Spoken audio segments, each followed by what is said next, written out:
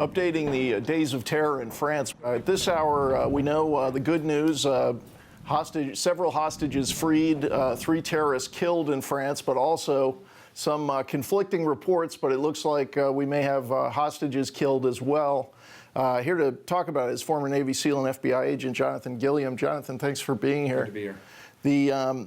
Obviously, this is going to change French politics in a big way. As we watch what's happening, as you watch what's happening, and we think about lessons for us, we often think of the difficulty in intelligence work of finding the needle in the haystack. Mm-hmm. But as I think you've pointed out, these were known bad guys, and also the Charlie Hebdo magazine was known as a target. So right.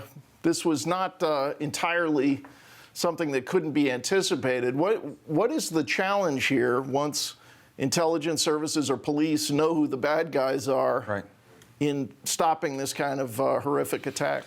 First off, if you have databases or you have any type of technology, you have to use that technology effectively. And this doesn't have to do with France per se, but in Newark they put a $100 million fence around the airport, and then somebody just a drunk person climbed right over it and ran onto the tarmac last year. So you can spend all you want on technology, and America loves to spend on technology. They love to have databases in the federal government and in around the world, but it doesn't do you any good. One of these suspects was on a database, and I think what we need to start seeing, and it's not a popular opinion probably amongst a lot of liberals anyway, but we are at war. The world is at war now. We're at war with an ideology, and we need to start treating these people like prisoners of war, basically, when they do something that's terrorist related, or we prove that they are in the process of becoming educated or carrying out a terrorist attack.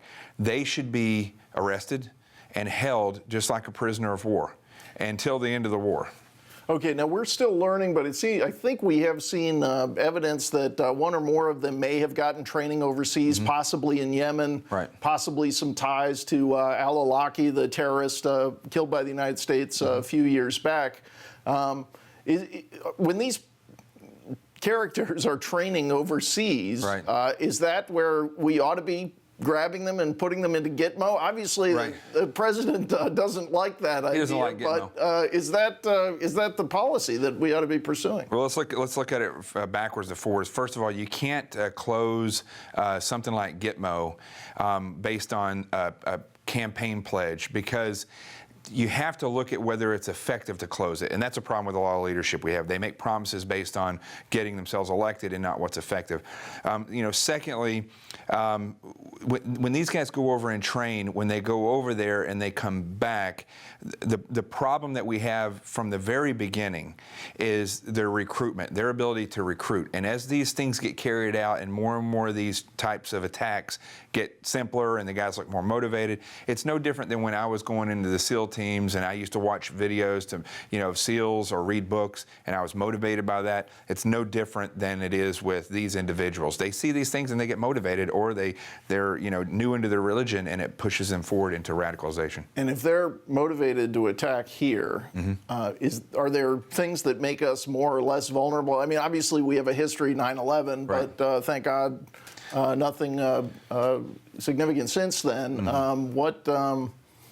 What is the vulnerability in the U.S. versus France? Could the exact same thing happen here? Would it likely be different? We have a lot of vulnerabilities, but I think you brought up 9/11. That's a good opportunity to talk about one big vulnerability that we have. 9/11 showed the worst tactic that you can have when you throw all your forces at one thing at one time. France is very lucky that they were able to stop this quickly. We don't know for sure if it stopped all the way. Other things could spring up. But when you throw all your forces at something and you don't hold some back, within a 24-hour period, your forces are going to start to be tired, hungry, and they're going to start to break down a little bit.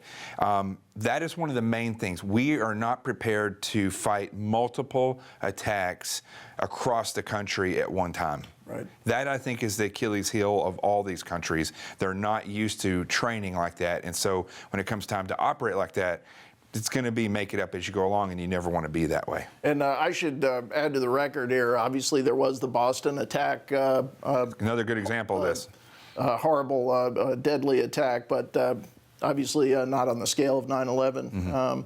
But anyway, Jonathan, thanks so much for your insights today. Good to be here.